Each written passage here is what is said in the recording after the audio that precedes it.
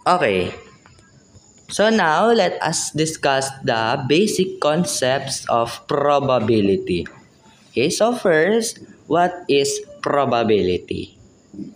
Okay, so probability is a field of mathematics that deals with chance. So probability po, yun po yung nagpipredict kayo pero hindi sure kung mangyayari or imposible. So meron po kasing tatlo yon. Impossible, possible, and certainly. So yung impossible is hindi mangyayari, 0%. Kapag possible naman, 50-50. Okay po. So certainly naman is yung 100% na mangyayari. So look at the sky. Kapag nakita mong makulimlim, iisipin mo agad na uulan. Kasi nga, yun yung chance na makulimlim ay may chance na umulan. So, yun po yung probability. Okay po? Okay. So, next is the experiment. So, kapag sinabi pong experiment, it is an activity that produces measurable results called outcomes. So, kapag sinabi pong experiment, yun po yung activity na ginagawa. So, for example, here we have tossing a coin and rolling a die. So, yun lang po yung experiment, yung tossing a coin. Kung ano yung ginawa. And then, yung number 2 is rolling a die. Okay po. So, for example, meron akong sentence, tossing a coin and getting ahead. Ano yung experiment doon? Yung tossing a coin lang. Yung getting ahead, hindi siya experiment. Yung activity lang na ginawa mo is tossing a coin. So, sa rolling a die, so kapag sinabing rolling a die and getting a 2.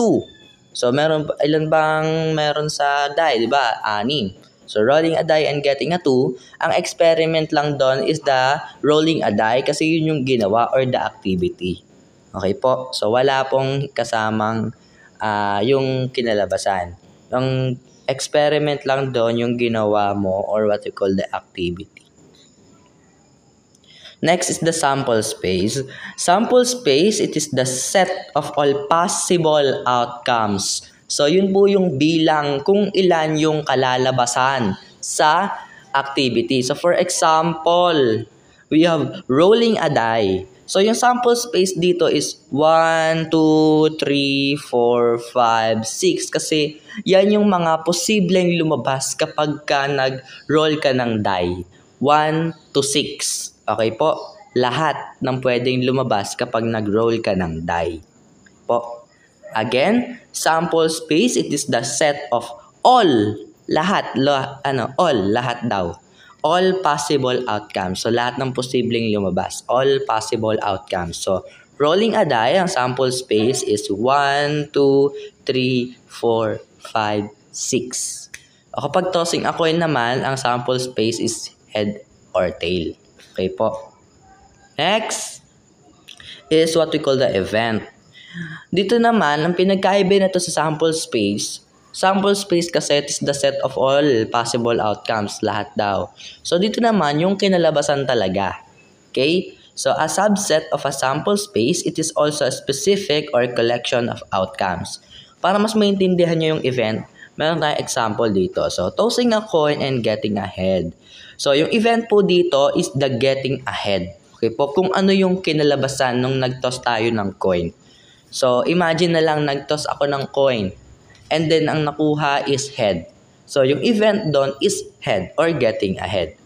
Okay? So, balik tayo sa experiment. So, sa example na to, ano yung experiment natin?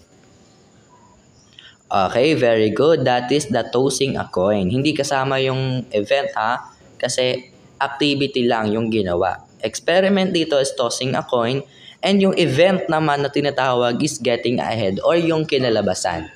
So for example, we have rolling a die and getting a 2. So yung kinalabasan na 2, yun yung event na tinatawag. Okay? Next. Let us now discuss the simple event. So kapag sinabing simple event, it is an event with only one possible outcome. Okay, so for example here, tossing a coin and getting a tail. So kapag sinabi po natin simple event, isa lang yung pangyayari. Isa lang yung experiment, isa lang din yung event. So, isa lang naman yung ginawa dito, di ba? Tossing a coin, isa lang yon. and getting a tail. So, isang experiment, isang event. So, that is simple event. Isang beses lang. Meron naman tayong tinatawag na compound event. So, ito naman compound event, more than with multiple possible outcome. So, for example, tossing a coin and getting a tail, rolling a die and getting a tree. So, ang ating experiment dito is dalawa, which is the tossing a coin and rolling a die. And dalawa rin yung event dito, which is the getting a tail and getting a tree. Okay? Again, yung experiment natin dito is dalawa rin yung event. So, meaning that is what you call the compound event.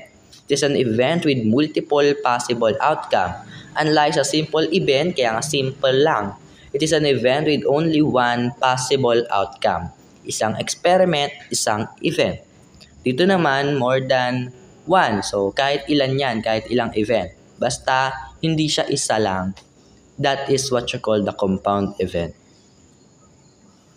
Okay, so let us have an activity. Test yourself. Identify whether the sentence is experiment, simple event, or compound event. So, ito na po yung sasagutan nyo. Comment nyo na lang yung sagot nyo. And then, sasabihin ko yung score nyo. Okay po.